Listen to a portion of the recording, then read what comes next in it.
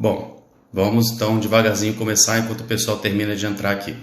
O objetivo da nossa live de hoje é falar sobre exames de imagem na avaliação da dor lombar, tanto dor lombar aguda quanto dor lombar crônica.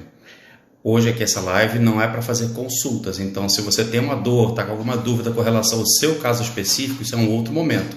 Hoje aqui é para falar especificamente do assunto exames de imagem nos casos de dor lombar. Quando pedir, quando não pedir, qual o melhor exame e que melhor indicação, certo? É muito interessante que vocês anotem as suas perguntas, porque eu vou falar aqui acho que durante a meia hora, 40 minutos, e eu vou reservar os últimos 20 minutos para poder estar trocando informações com vocês, respondendo as perguntas e tirando as dúvidas. Então anotem as suas perguntas para que no final a gente possa interagir bem com relação a isso. Então vão ser dois momentos. No primeiro momento, onde eu vou falar de maneira geral, bem simples, simplificando o máximo possível, porque esse é o meu perfil. Eu gosto de tornar aquilo que é complexo no simplificado, para facilitar. Daí, a partir desse momento, quem sentiu que quer se aprofundar um pouco mais, aí vai mergulhar no complexo. Então, o meu perfil, como médico de família, sempre é de tornar as coisas mais simples. E eu vou falar, imagino que eu estou falando para a maioria do público-alvo médicos. Então, se eu começar a usar muito jargão científico, talvez vocês entendam que o objetivo dessa live é estar informando e trazendo informações para médicos. O segundo momento da aula eu vou trazer um histórico do que já tem de evidência científica desde a década de 30 até hoje com relação a exames de imagem e como que eles podem e devem ser solicitados e quanto que eles não devem ser solicitados. Porque o que eu vejo com muita frequência é quase que um ceticismo dos pacientes que eles têm que ver para crer. Então, é muito comum o paciente chegar para mim com uma dor lombar dizendo: meu ciático está atacado, eu quero fazer uma ressonância.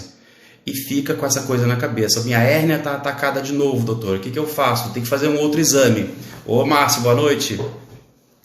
Então, o exame de imagem às vezes atrapalha mais do que ajuda. E esse é um dos tópicos bem importantes. Então, vamos lá, vamos começar. Eu fiz aqui alguns tópicos para me ajudar a lembrar que tem muita coisa para falar.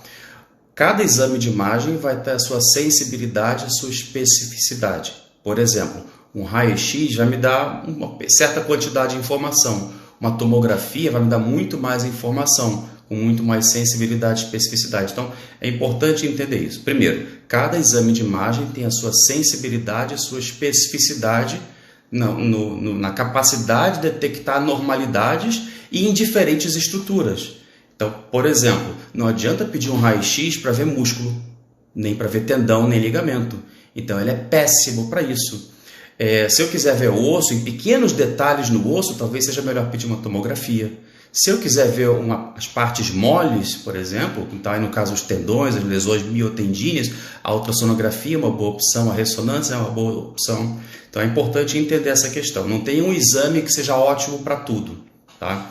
A solicitação do exame de imagem, então, vai depender de qual estrutura que eu quero ver. Se eu quero ver osso, se eu quero ver ligamento, se eu quero ver articulação, se eu quero ver cápsula. Então, para isso, antes de mais nada, eu tenho que saber examinar e fazer uma boa anamnese. Então, o que todos os textos falam, e isso é em qualquer lugar, é unânime. Em primeiro lugar, você pode dispensar muitos exames de imagem se você souber fazer uma boa anamnese e bom exame físico. E o que eu chamo de uma boa anamnese? Bom dia, boa tarde, boa noite, como é que eu posso te ajudar? Fecha a boca por 2 a 3 minutos. Deixa o paciente falar. Depois que ele falou tudo, você dá um feedback para ele. Assim, olha, eu entendi que você veio hoje por causa disso, disso, disso. Acertei ele? É isso mesmo, doutor. Então tá, agora a sua consulta pode começar. Então é determinar o foco da consulta. Porque tem gente que chega falando 1000 coisas ao mesmo tempo e está perdida. E o nosso papel é tentar ajudá-lo a encontrar o que é o mais importante naquele momento. Então, determinou o foco da consulta. Em seguida, você vai tentar afunilar melhor essa queixa. E é o que eu já expliquei para vocês. Eu mandei, quem está acompanhando o lançamento do curso online, nas Masterclass, recebeu o material lá de anamnese que eu mandei, do OPQRST. Então, para quem não pegou, eu vou falar aqui. Uma maneira de simplificar a sua anamnese, de focar a sua consulta. O, do onset, significa início. Então, Dona Maria, como foi que aconteceu isso? Como foi que surgiu a sua dor? Da onde ela veio? Você fez alguma coisa? Caiu, bateu, machucou, forçou? Qual foi o mecanismo? Então, aí já tem bastante informação. Depois o P, de provocação, provocation. O que melhora, o que piora. Então, melhora com repouso, piora com repouso. Tem uma posição, uma postura, algum movimento que desencadeia a dor? Melhora com calor, com frio? Você vai buscando informações que vão agregando. Depois, o que de qualidade, quality? Que tipo de dor que você sente? Se é uma dor tipo choque, formigamento, fisgada, uma dor tipo cãibra, uma dor que rasga, é uma dor que lateja, e aí você vai dentro disso tentar entender se é uma dor inflamatória, se é uma dor neuropática, se é uma dor nociplástica.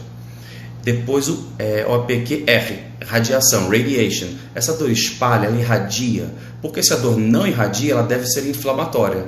Se ela irradia, ela deve ser uma dor miofacial, uma dor neuropática. E aí eu já começo a pensar, bom, vou dar um exemplo, dor neuropática, a mais comum que a gente vai falar aqui hoje, hérnia de disco. Então, se eu tenho uma hérnia de disco comprimindo uma raiz nervosa, produzindo uma dor neuropática, qual o melhor exame para identificar estruturas ósseas e as suas associações com ramificações nervosas? Ou tomografia ou a ressonância. Ultrassonografia e raio-x não vão ser bons exames para ver isso. Então, voltando à nossa amnésia, do que RS, severidade, gravidade, quão intensa é a sua dor, leve, moderada ou fraca, ou insuportável. E por último, o T, de tempo, time, é uma dor aguda, subaguda ou crônica. Então, essa maneira de organizar na amnésia já vai facilitar muita coisa. Próximo passo, vamos para o exame físico. Aí tem outra regrinha prática que eu costumo ensinar. Se eu tenho uma dor que dói, quando eu articulo, eu pego a articulação da pessoa e eu mexo, movimentação passiva daquela articulação, e isso provoca dor, provavelmente tem algum problema naquela articulação ou no espaço em volta da articulação. No caso, algumas articulações têm cápsula.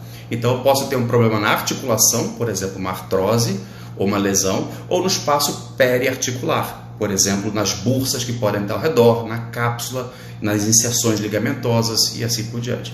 Então, se uma dor dói quando eu articulo, a dor deve ser articular. E aí, se eu quero investigar uma dor articular, eu tenho que ver qual vai ser o melhor exame. Um bom exame... Bom, vamos lá. Algumas articulações podem ser muito bem vistas por uma ultrassonografia, por exemplo, a articulação do punho. Já a articulação do quadril, por exemplo, da coluna, não vão ser muito bem vistas por uma ultrassonografia. Voltando, senão eu acabo me perdendo, tem bastante coisa na minha cabeça. Então, uma dor que dói quando eu articulo, movimento passivo, não tem mais nada sendo estressado, apenas a articulação, provavelmente é um problema na articulação, no espaço periarticular. Uma dor que dói na contração muscular, pensa, o músculo vai terminar no tendão que vai se inserir no osso. Então, se eu tenho uma lesão naquele músculo ou no tendão, ou seja, uma lesão miotendínea, quando eu contrair, eu vou tensionar esse músculo que está com inflamação pelos rasgos das fibras. Se eu tensionar aquela região que está inflamada, é que nem apertar uma unha encravada, vai provocar dor. Então, a dor que dói na contração é uma dor que eu vou pensar num problema inflamatório do músculo ou do tendão, mas geralmente da junção miotendínea onde tem a lesão. Se eu tenho uma dor que dói no final da amplitude de movimento, qualquer que seja, pegou uma articulação, estressou até o final, e você força um pouquinho mais e naquele finalzinho provoca mais dor, eu posso pensar em lesões ligamentares. Se a dor irradia pelo trajeto de um nervo por um dermátomo, eu vou pensar numa radiculopatia, numa compressão nervosa. Então, só para vocês verem quanta coisa a gente tem que ter em mente antes de pensar no exame de imagem. Se fizer aquela consulta espírita, né? O médico está com a mão acima da cabeça, só escrevendo, o que você tem? Está aqui, ó, faz esse exame e volta. Tem que olhar para o paciente, tem que examinar o paciente, tem que conversar, tem que botar a mão, tem que testar. Tendo essas informações, tanto na anamnese quanto no exame físico, com isso eu consigo determinar, ou pelo menos ter uma maior proximidade da onde deve estar a lesão, qual tecido, qual estrutura deve ter a lesão e que tipo de lesão que é. Então, se a lesão é na cartilagem, se é menisco, se é no osso, se é no músculo, se é no tendão, se é na êntese, se é na cápsula. E a partir daí eu vou começar a escolher, dentro do meu arsenal de exames de imagem, o que eu posso procurar. Então, pensem, na anatomia, agora vamos lá, um dos 7 pilares da medicina musculoesquelética, a anatomia. O que tem na minha coluna lombar que pode provocar dor?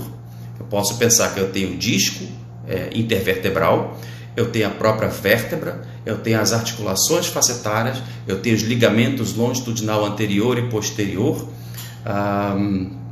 enfim, vários outros ligamentos também e as raízes nervosas que saem dali. Então, é um carnaval. Tanto que dor lombar, dor de barriga e dor de cabeça são as 3 dores mais complicadas de se avaliar na medicina, Podem ser milhares de coisas, tá? Nem tudo é hérnia de disco, e isso eu espero conseguir mostrar para vocês aqui. Vamos por parte. Raio-X. Raio-X é o primeiro exame que vai ser solicitado na rotina de exame de alguém com dor lombar. Tá? Não deve, na dor lombar aguda inespecífica, que é o mais comum, é equivalente a um resfriado comum, é a dor que vai melhorar com remédio, sem remédio, apesar do remédio, não está indicado, pelo contrário, está contraindicado pedir o raio-x, a não ser que tenha bandeiras vermelhas. O que são bandeiras vermelhas? São sinais de gravidade. Exemplo, a pessoa que já teve um câncer antes, cânceres que provocam metástase óssea. A gente tem câncer de mama, mieloma, câncer de próstata, de pulmão, de rim. Todos esses cânceres podem produzir metástase óssea. Então, o paciente tem uma dor lombar, tem um histórico de câncer prévio, isso é uma bandeira vermelha. Avalia logo, pede exame de imagem precocemente. O paciente teve um trauma, ele teve um acidente de carro e está com dor, vai radiografar logo, tem que investigar, ver se teve uma fratura. Se o paciente está tendo perda de peso, febre noturna, isso me faz pensar em neoplasia. Então, de novo, bandeira vermelha, vai investigar precocemente. O cara começou com uma dor, essa dor está piorando cada vez mais, investiga precocemente. Outra bandeira vermelha, o paciente tem sintomas neurológicos, então perda dos esfíncteres urinário e fecal, anestesia em cela, sintomas neurológicos em geral. Bandeira vermelha. Então, se não houver nenhuma bandeira vermelha, a princípio é uma dor lombar aguda inespecífica, não precisa e nem é para pedir raio-x de coluna, pelo menos nos primeiros 6 a 8 semanas. Depois de 2 meses a dor lombar persiste, aí sim, você pode pedir uma radiografia. E o que eu espero encontrar numa radiografia da coluna lombar? Então, chegou a radiografia do meu paciente, eu estou olhando aqui, o que eu posso ver? Raio-x vê osso. E o que tem de estrutura óssea que eu posso ver ali? Vamos imaginar que meu paciente é um asmático e faz uso abusivo de corticoide. A gente sabe que o corticoide pode predispor à osteoporose. Então eu posso ter fratura patológica na vértebra. A paciente teve um trauma e tem uma dor recorrente, não melhorou até agora, ninguém investigou. Pode ser que eu encontre uma fratura de vértebra. Acho pouco provável de acontecer, mas enfim. Raio-x vê osso. O que mais que eu posso ver com o raio-x da coluna lombar? A curvatura da lordose fisiológica lombar. Todo mundo tem uma lordose fisiológica lombar. Algumas pessoas têm uma hiperlordose, e aí fica aquela bunda bem empinada assim, né? É muito comum em mulheres, em passista, escola de samba, enfim. E algumas pessoas têm o contrário, tem uma retificação da lordose lombar, ou seja, perder aquela curvatura fisiológica. Isso por uma série de outros fatores, desbalanceamentos musculares. Não vem ao caso aqui. Mas então o raio-x vai me permitir ver a curvatura da coluna. Se eu tenho incidência em PA e perfil, eu posso ver de frente também. Eu posso de repente encontrar ali uma escoliose, que pode ser o motivo da dor lombar da pessoa.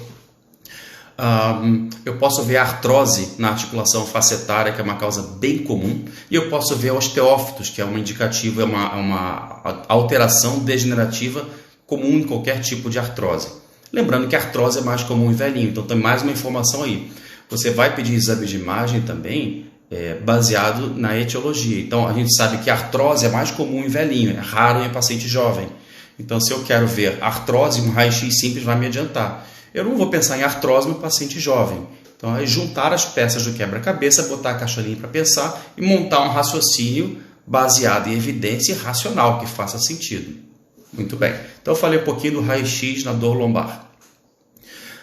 Ultrassonografia. Para que serve ultrassonografia? Essencialmente para ver partes moles, vasculatura, então ultrassom Doppler, tendões, ligamentos, osso, mais ou menos, cartilagem, derrame articular e até corpo estranho. Tá? Então a ultrassonografia, principalmente para as articulações superficiais, como dedo, punho, pé, tornozelo, cotovelo, são muito boas. Mas para as articulações profundas, como por exemplo da coluna, do quadril, já são um pouquinho mais limitadas. Não sei se tem tanta... Aí eu não sei dizer, eu teria que pesquisar, eu não fui a fundo disso. Mas a gente pede mais, por exemplo, vou te dizer na minha prática. Eu estou com um paciente que está com uma dor aqui no epicôndilo lateral. Uma ultrassonografia vai mostrar que tem uma tendinite ali, tem uma tendinose, uma inflamação na inserção dos tendões extensores do punho. Se eu estou suspeitando de uma tenossinovite de Quervain, o ultrassom vai resolver muito bem, que é da bainha da sinóvia. Enfim, partes moles, tendão, ligamento é o mais importante. a tomografia computadorizada. Ela é melhor do que o raio-x para ver avaliações, para avaliar lesões complexas do esqueleto axial, portanto da coluna. Se eu tenho qualquer deformidade óssea e eu quero ver, estudar essa associação dessa estrutura óssea com as raízes nervosas, por exemplo, uma diminuição do espaço intervertebral vai reduzir o espaço do forame neural. Isso pode provocar uma estenose daquela raiz e isso provocar dor. Ou, se eu tenho uma artrose facetária e a formação dos osteófitos começa a crescer para fora e também estenosar a raiz nervosa, isso também pode ser visto muito bem com uma tomografia. Tá? Vou beber uma água que a garganta seca. A tomografia também pode ser muito bem utilizada para avaliar lesões ósseas. Quando a radiografia está normal, você está suspeitando que a pessoa tem lesão no osso. Então, se o cara bateu, caiu, machucou e está com muita dor, com muita limitação, não consegue fazer nada normal, você tem certeza que ele tem a fratura e o raio-x veio normal. Nesses casos, a tomografia consegue ver com mais precisão e com mais sensibilidade pequenas lesões, principalmente na região cortical. Também pode ser usado para lesões da parte dos ossos dos pés, do tornozelo, da pelve, do ombro, do punho e das mãos. Tá? Então, essencialmente é para isso. A ressonância, que todo mundo acha que vai mostrar tudo. O paciente chegou, doutor, eu quero fazer ressonância do corpo inteiro. Assim, não, não é assim, você não está entendendo. Ela é muito boa para avaliar o disco intervertebral herniado, tumor, infecção, estenose neuroforaminal, então também a relação das estruturas ósseas com as estruturas nervosas também vai ajudar bastante. É o exame mais sensível para detectar fratura e ele tem que ser solicitado quando o raio-x é negativo, você tem a suspeita de uma fratura. Então eu falei do raio-x, da ultrassonografia, da ressonância, agora cintigrafia, cintilografia óssea. Quando que eu vou pensar em usar uma cintilografia? Então, de novo, tem um paciente que já teve um câncer, aconteceu comigo, tá? Tive um paciente de 84 anos de idade que ele já tinha tido câncer de próstata há um tempo atrás, mas estava bem, estava curado, estava de alta.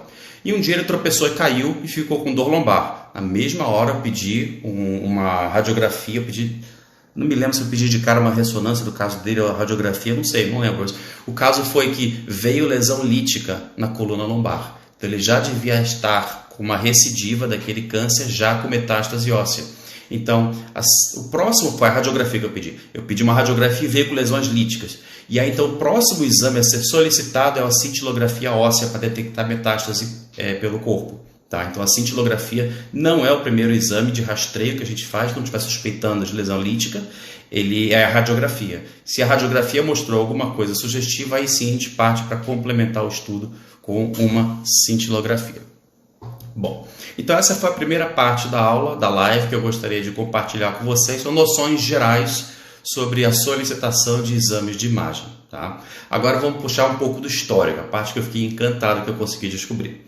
Vamos voltar no tempo. Nós estamos agora em 1934 e dois médicos, um chamado Mixter e outro Rupture, eles publicaram no New England Journal of Medicine, para quem conhece, é uma das revistas médicas mais consagradas.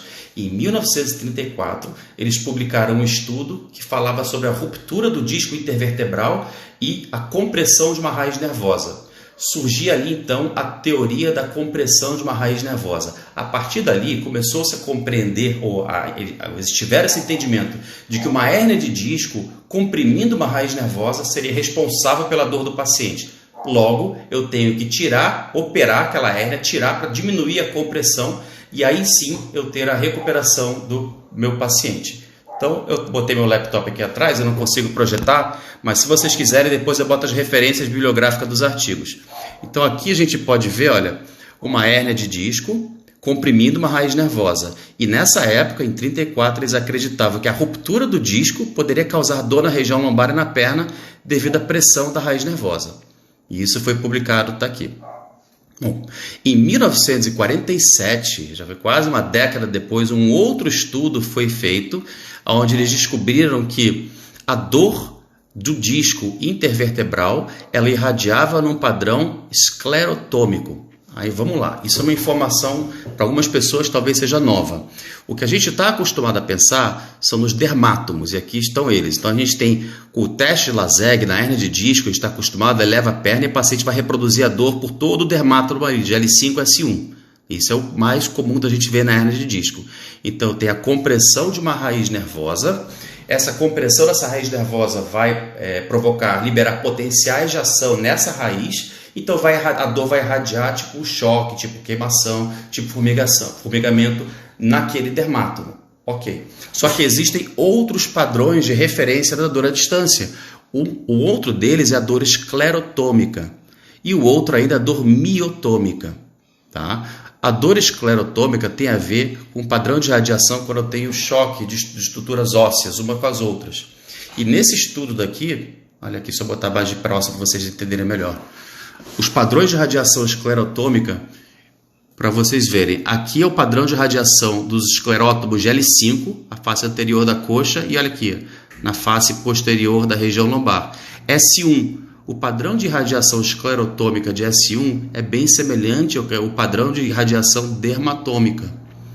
Então, muita confusão começou a surgir daí. Nesse estudo, em 1947, o que eles estavam propondo é que havia um problema, uma inflamação no disco intervertebral, uma degeneração. Então, aqui a gente vê um disco saudável. Então, aqui nós temos o osso, a placa distal.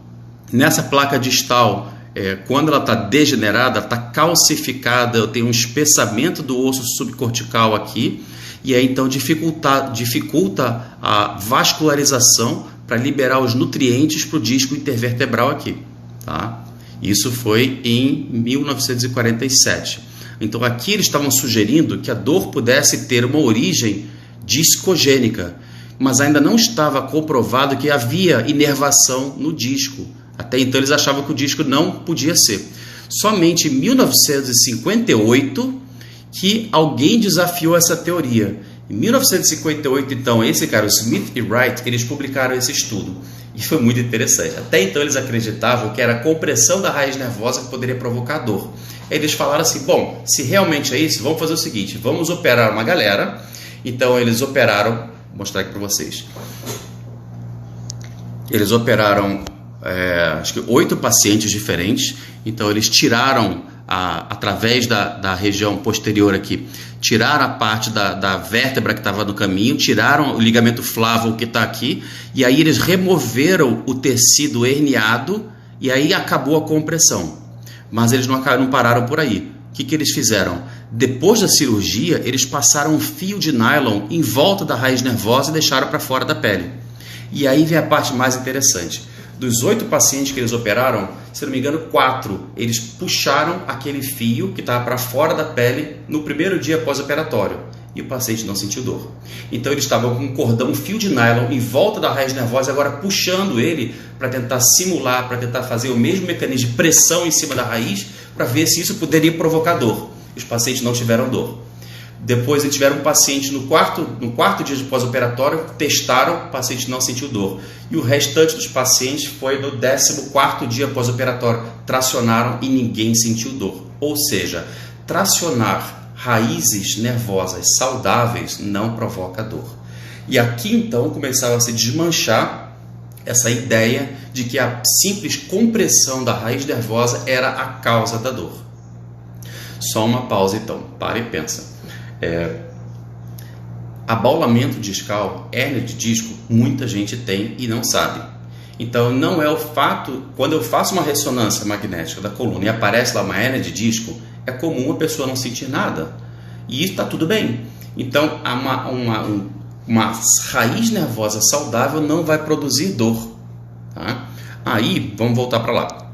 Em 1976, olha só quanto tempo, ainda não se tinha, até então, aqui, deixa eu botar, em 58, eles derrubaram essa teoria da compressão. A compressão de uma raiz não é a causa de dor, que surgiu em 34.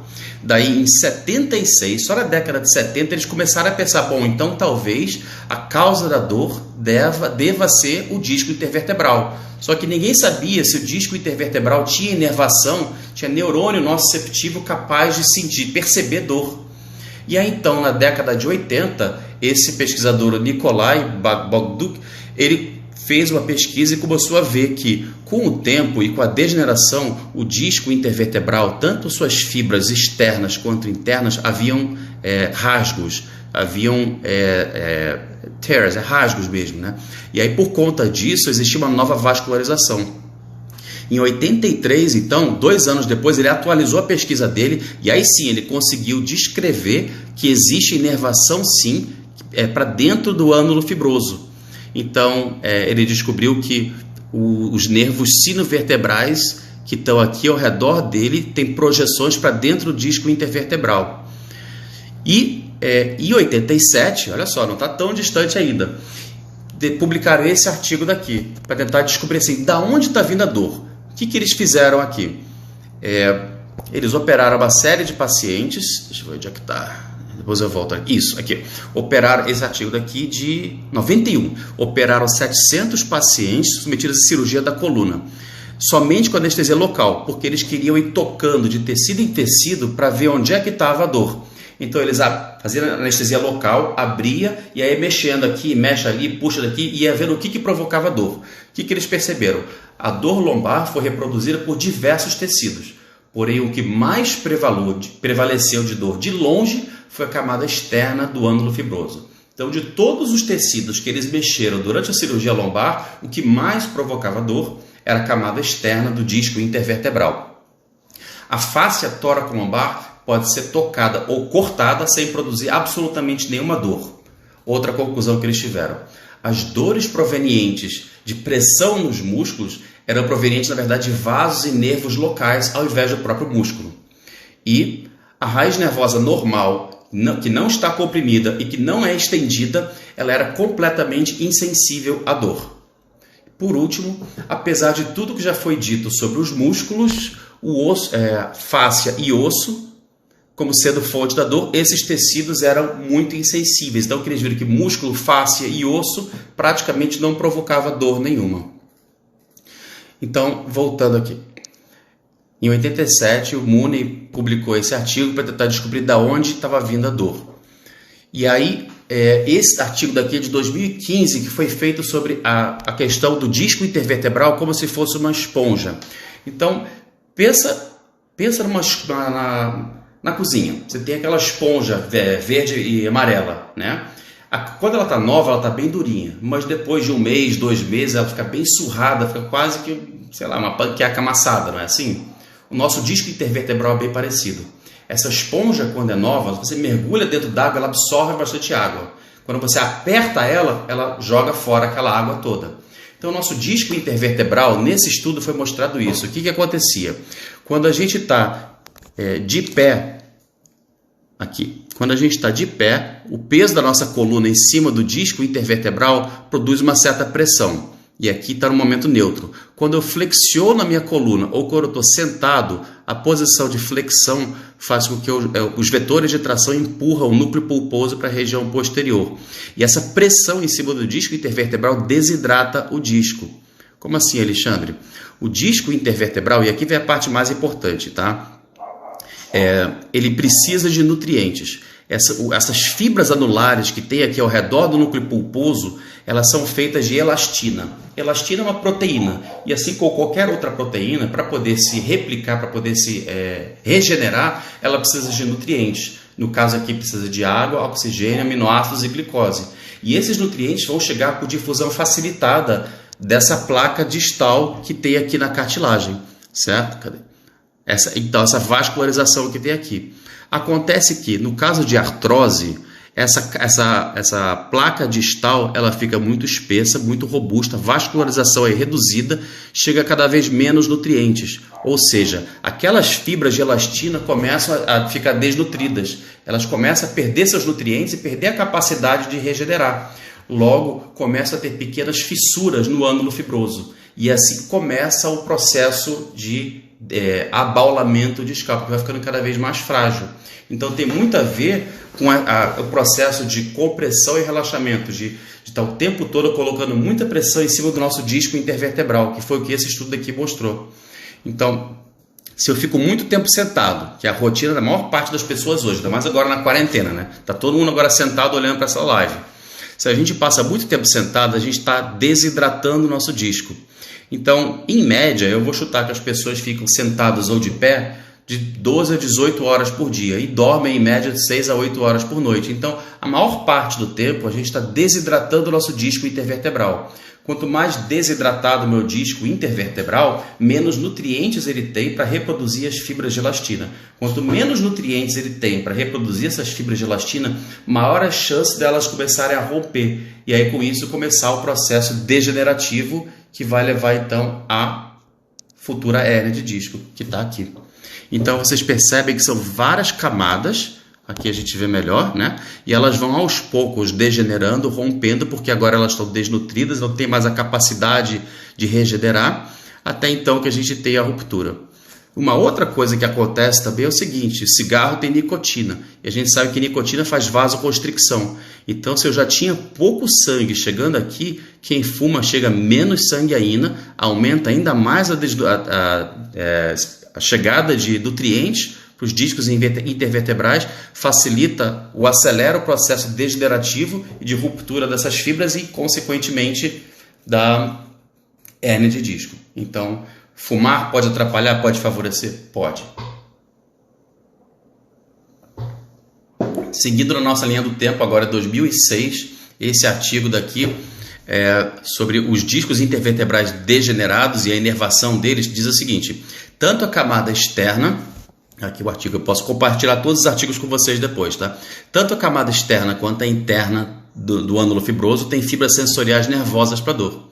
Fibras nervosas de dor foram encontradas em todos os discos que foram removidos porque eles são a origem da dor lombar crônica do paciente. Então aqui, agora o pessoal de 2006 para cá já perceberam que o disco de fato é a principal causa de dor, não é a compressão de uma raiz nervosa. E por que isso é importante? Porque quando eu tenho um paciente com dor lombar, se eu quiser investigar essa dor lombar dele, eu preciso ter noção da estatística, da epidemiologia. O que é comum de eu encontrar? E aí vem esse artigo daqui que eu achei fantástico também. Esse é de 2015, tá? E o que eles fizeram? Eles fizeram ressonância magnética de pessoas assintomáticas dos 20 aos 80 anos de idade. Abaulamento discal, vou pegar aquela, pessoas de 50 anos de idade. 60% das pessoas com 50 anos de idade têm um abaulamento discal aqui para trás e não sentem nada. Aos 50 anos de idade, 36% das pessoas têm uma hérnia discal e não sentem nada. Aos 70 anos de idade, 40% das pessoas têm hérnia de disco e não sentem nada. E 77% têm abaulamento discal. Portanto, se eu peço um exame de imagem num paciente sem ter noção dessas estatísticas e se de repente aparece lá que tem um abaulamento discal, uma hérnia de disco, eu corro um sério problema de me confundir se eu não souber examinar o paciente. Por quê? Se ele tem uma hérnia, aquela hérnia está comprimindo uma raiz nervosa e provocou uma inflamação local agora, com a inflamação local aqui, a irritação daquela raiz nervosa, aí sim, aí eu posso ter a produção daquela dor do trajeto do dermátomo. O meu exame físico tem que ser coerente. Então eu tenho que fazer aquele teste LASEG, que é a elevação da perna estendida, tem que reproduzir a dor do paciente. Se eu estou suspeitando, por exemplo, de que ele tem uma artrose facetária, que o problema está ali na articulação facetária, eu tenho que fazer o teste de torção do esqueleto, ele tem que reproduzir a dor do paciente. Então eu tenho que ter noção de como que eu vou avaliar uma ou outra estrutura, se a dor é discogênica, se a dor é articular, então a facetária, ou se a dor é radicular, se ela tem a ver com uma inflamação de uma raiz nervosa. Tá? Só para ilustrar, esse artigo daqui que eu estava falando até agora, de 2015, ele foi feito da seguinte forma: pegaram 379 artigos, desses 379 eles excluíram 300 só com base no que tinha no resumo, do que sobrou, dos 79 que sobraram, 21 foram excluídos porque não incluíam adultos, sobraram 58, dali foram retirados mais 25 porque tinha a estratificação inadequada, a mistura de paciente sintomático com assintomático. Eles resumiram então 33 artigos com informação útil. Então foi a revisão desses 33 artigos que fizeram ele chegar a essa conclusão daqui. Então pedir exames de imagem sem saber examinar, sem examinar o paciente, sem ter uma história adequada, muito provavelmente vai te trazer mais dúvida do que esclarecimento. E o pior, se eu falo para o paciente, tá aqui uma ressonância magnética, isso aqui tem uma hérnia de disco, pronto, Para o resto da vida, aquele paciente vai dizer: a minha hérnia está atacada, a minha hérnia está atacada, todas as dores lombares vão ser hérnia. Porque na cabeça do leigo, dor lombar ou é ciático ou é hérnia, já que eles confundem, mas enfim. Mas tem muitas outras estruturas que podem provocar dor na região lombar e são pouco faladas. Então aqui tem mais uma que eu falei para vocês, a degeneração do disco, que é bem comum. Nesse estudo então, que eu mostrei para vocês, olha só, aos 50 anos de idade, 80% das pessoas têm degeneração discal. Então a degeneração do disco é ainda a principal causa de dor lombar. E qual é o principal motivo da degeneração discal?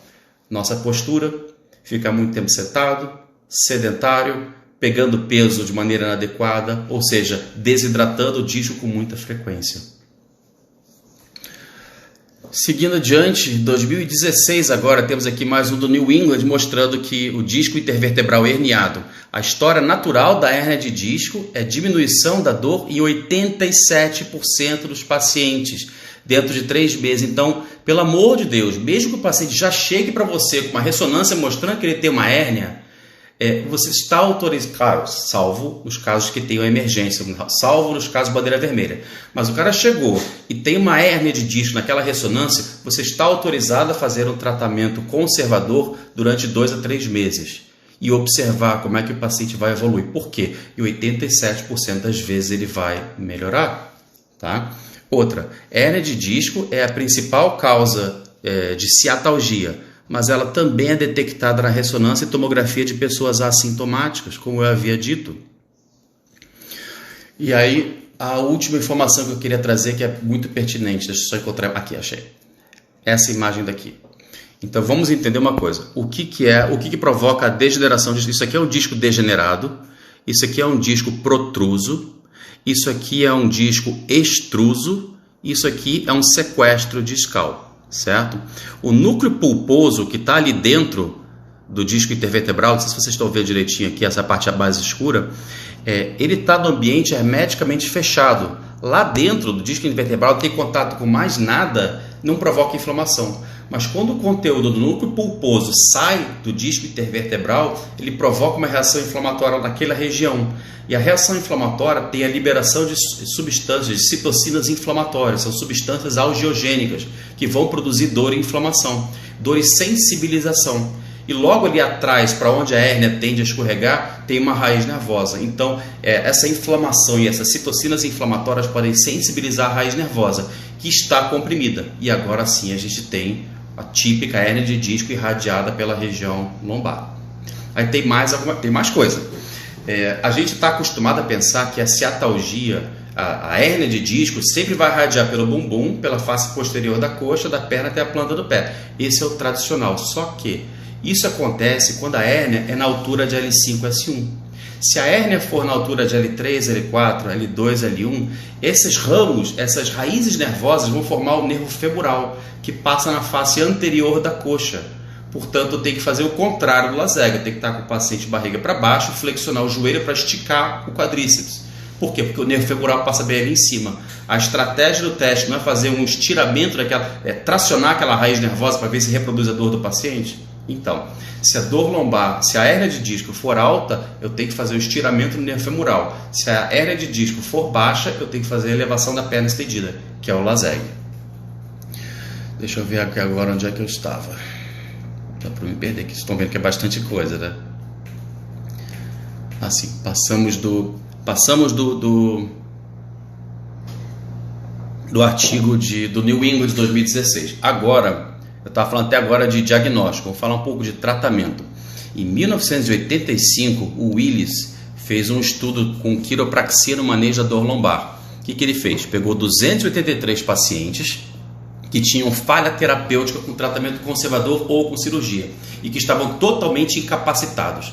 Eles foram submetidos por 2 a 3 semanas de manipulação da coluna diariamente por um quiroprata experiente. Os resultados da pesquisa. Então, eles consideravam bom resultado o paciente que ficou assintomático e sem restrições, ou com dor moderada, intermitente e sem restrições. Muito bem.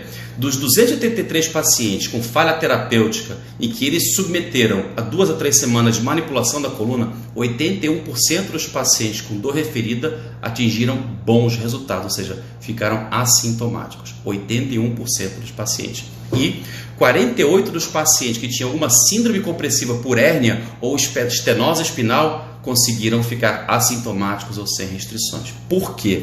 Qual foi a teoria dele? Isso eu achei muito legal. Com a mobilização passiva, então com o tratamento, com a manipulação, ele melhorou a mobilidade, que por sua vez acabou estimulando outras estruturas, inputs neurológicos, proprioceptivos do sistema nervoso central. Então a gente tem da teoria de Melzack e Wall, da teoria das comportas, que a gente tem 2 vagões de trem, mas só tem um caminho para o cérebro. Então, se eu estou estimulando um lado, o outro não pode passar. Então aqui está o vagão da dor. Vou mostrar para você ficar mais fácil. Sabe quando você bate com a mão em algum lugar, dá uma esfregada assim para aliviar? Por que alivia? Porque o contato está estimulando fibras sensoriais que então vão impedir que o vagão da dor, vou impedir que o vagão da dor suba. Eu estou estimulando outras fibras para fechar esse sinal daqui. Essa é a teoria da comporta de Melzack. Então ele entendeu em 85 que a terapia, o tratamento com manipulação passiva estava estimulando um mecanismo de input neurológico proprioceptivo para bloquear a dor. Então ele baseou isso na teoria de Wall. E a outra coisa que ele também disse que poderia estar acontecendo é o seguinte: pela manipulação estava permitindo aquele disco intervertebral fazer o efeito sanfona. Então hidratar, desidratar. E com isso ter mais trocas. E aí então melhorar o perfil bioquímico que tinha ali dentro. E aí diminuir a irritação. Esses 2 mecanismos ele pôde atribuir a melhora, foi como ele tentou explicar, a melhora dos pacientes com terapia de manipulação. Daí, nesse estudo daqui de 87 do Mooney, ele diz assim: estudos e experiência clínica básicos sugerem que a terapia mecânica é a abordagem racional que mais produz alívio a essa condição dolorosa do disco intervertebral. Em outras palavras, muito bem, efeito top-down. Em outras palavras, se o paciente chega para você com dor lombar crônica, a primeira coisa que você tem que falar: não pode ficar deitado, não pode ficar parado. A articulação foi feita para articular. O nosso corpo eu falo nos pacientes assim: olha, se você ficar parado, vai enferrujar. Você já está enferrujado. Tem que começar a mexer, nem que seja que sair para andar. Algum movimento tem que ser feito. Ah, mas eu sou velhinho, eu tenho medo de cair, então vai para dentro d'água, faz hidroterapia, mas mexe, circula. A literatura está farta de artigos falando da questão da melhora da dor com o movimento, a terapia com o movimento, ativo ou passivo. Resumo. Bom, agora eu estou encerrando aqui para a gente poder dar sequência, falei por 40 minutos seguidos, para dar sequência a responder as perguntas e interagir com vocês. Resumo, número 1. Os discos intervertebrais, eles são inervados por neurônios nociceptivos. Isso é uma coisa que não sabia, agora a gente já sabe. Tem neurônio sim. Então, se eu tenho a degeneração do disco e fissuras e rupturas daquele ânulo fibroso, isso vai estimular neurônio nociceptivo e vai produzir dor. E a gente viu naquele estudo estatístico de pessoas assintomáticas, aos 50 anos de idade, 80% das pessoas têm degeneração discal. Então, às vezes, essa é a causa da dor do paciente. Então, o segundo resumo de hoje. O disco intervertebral em si, ele é capaz de produzir dor, mesmo na ausência de uma radiculopatia compressiva. Tá? O disco intervertebral provavelmente é a causa mais frequente de dor lombar crônica. Essa é a terceira. Quarta, a dor referida da lesão discal é difusa, não específica e ela pode provocar dor dos membros inferiores. Mas essa dor tem sido reconhecida com um padrão de dor esclerotômica. Então, a dor relacionada ao disco intervertebral, como é que eu vou diferenciar ela de uma hérnia de disco? Primeiro que a hérnia de disco está comprimindo uma raiz nervosa, e aí vai irradiar no trajeto de um dermátomo. A dor do disco intervertebral, ela não segue um padrão dermatômico, e sim esclerotômico, como eu falei. Então, ela é diferente, ela tem um padrão de referência diferente. Essa é a quarta conclusão. 5. A dor esclerotômica, ela não tem um padrão nem dermatômico, nem miotômico. Eu vou só mostrar mais uma vez a imagem que mostrava os 3 padrões de radiação. dermatômico, miotômico, esclerotômico. Então tá aqui para vocês verem. Então aqui o padrão de dor dermatômico, como nós estamos habituados a ver, aqui o padrão de dor miotômico e aqui o padrão de dor esclerotômico. Então, só para lembrar, se eu tenho um disco intervertebral na altura de L5, ele pode irradiar pela face anterior e lateral da minha perna e na face posterior da região lombar. E se eu tenho um disco na altura de S1 com lesão, ele vai irradiar também para a face anterior e para a face posterior. Portanto, isso pode sim confundir muito o diagnóstico, principalmente do médico desavisado que não está atualizado nessa parte. A última conclusão que eu quero trazer para hoje é essa: pedir exame de imagem sem examinar o paciente, sem conhecer a história do paciente e sem ter noção dessas alterações degenerativas normais que acontecem, é uma receita de azar. Não recomendo fazer isso, não. Então não dá para fazer pela metade, ou faz direito ou não faz. Tá? Deixa eu ver aqui. Temos mais 15 minutos. Agora é o momento de ouvir vocês, de escutar as dúvidas e ver o que mais que eu posso tentar ajudar aqui. A última técnica de defesa dos artigos mais recentes vão encontrar a manipulação. Quais são as considerações? Então, eu peguei ali alguns artigos mostrando que a questão do exercício, vou falar agora da manipulação, vou falar da movimentação. A movimentação, hoje em dia, é muito melhor a ativa do que a passiva. Isso que está em alta hoje. Não se faz muito mais a manipulação passiva. Eu acho que o meu amigo Márcio, que está aqui, é uma pessoa que pode falar muito melhor do que eu. Deixa eu ver se eu convido o Márcio para falar aqui sobre isso, que é uma pessoa que entende muito melhor desse assunto. Márcio, faz um sinal aí para mim, Márcio, só para te chamar aqui, para você comentar comigo. Procurando ele aqui.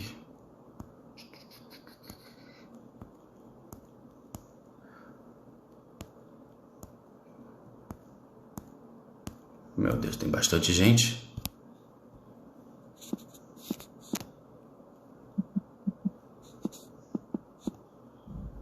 Não, acho que ele saiu.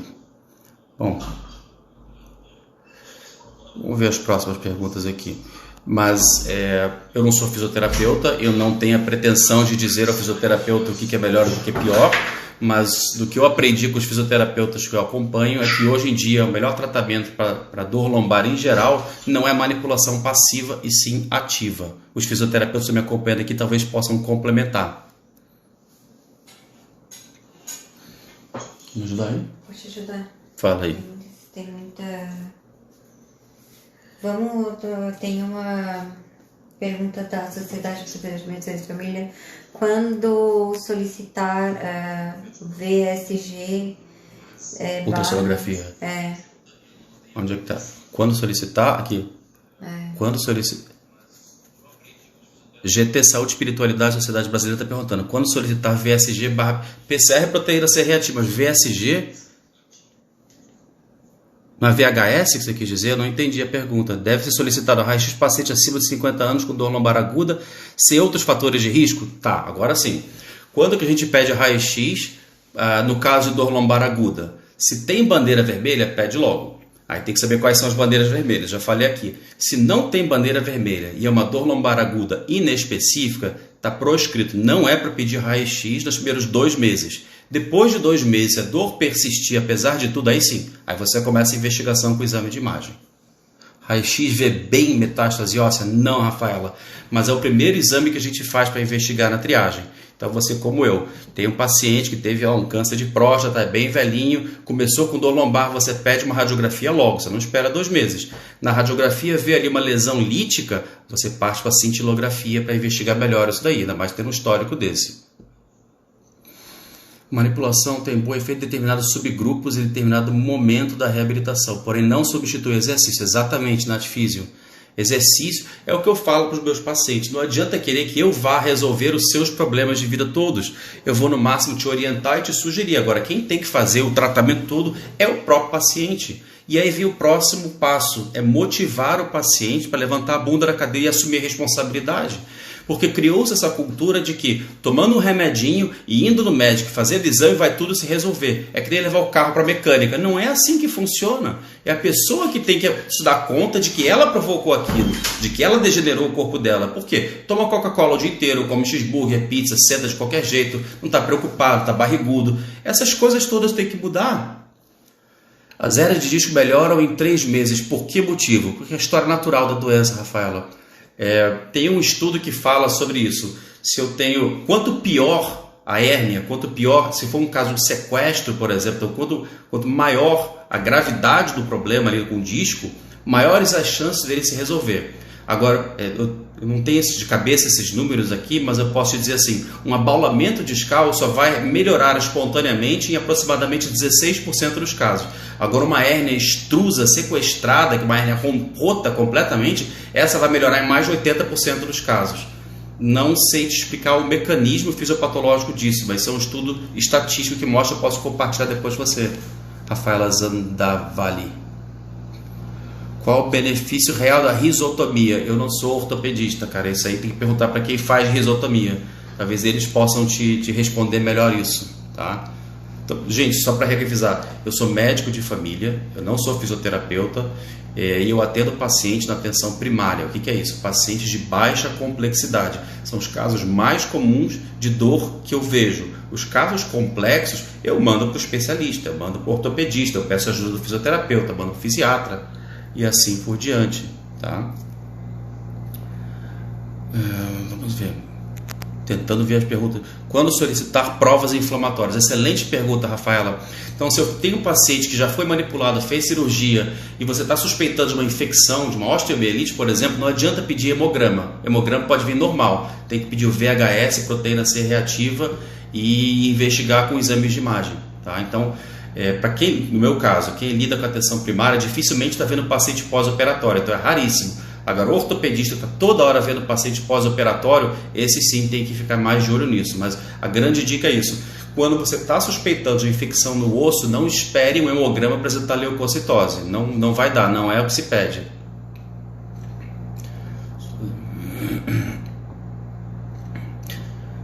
Doutor, qual a sua opinião do tratamento com ozônio? Não sei nada sobre ozônio, não posso opinar porque eu nunca li ou estudei sobre isso. A manipulação não é a primeira linha de tratamento. Fisioterapeuta Rosilíadas. Eu mostrei que na década de 80, quando fizeram os primeiros estudos ali, naquela época eles perceberam que melhor do que deixar o paciente deitado no leito era fazer algum tipo de manipulação. A movimentação aliviava muito o tratamento dos pacientes. Depois os estudos foram avançando e perceberam que de fato a pessoa precisa fortalecer também. Então os trabalhos com manipulação ativa são melhores do que passiva. Mas isso eu acho que os fisioterapeutas sabem bem mais do que eu. Gente, então tem mais uma coisa. Quando a gente está falando de dor é um enovelado de confusão complicadíssimo, tá? Não é só alteração mecânica e bioquímica. Tem questão emocional, biopsicossocial, tem milhões de outras coisas que podem influenciar a dor. Mas o foco da nossa live de hoje era falar sobre os exames de imagem. E o que eu quis trazer aqui para vocês é essa noção de que pedir um exame de imagem sem examinar e sem ter uma história bem feita vai acabar trazendo mais confusão. Por quê? Porque praticamente todos nós temos alterações degenerativas, seja no disco intervertebral, na articulação facetária ou sei lá onde mais, no ligamento, no tendão, onde for. Ponto gatilho no glúteo causa dor no nervo ciático.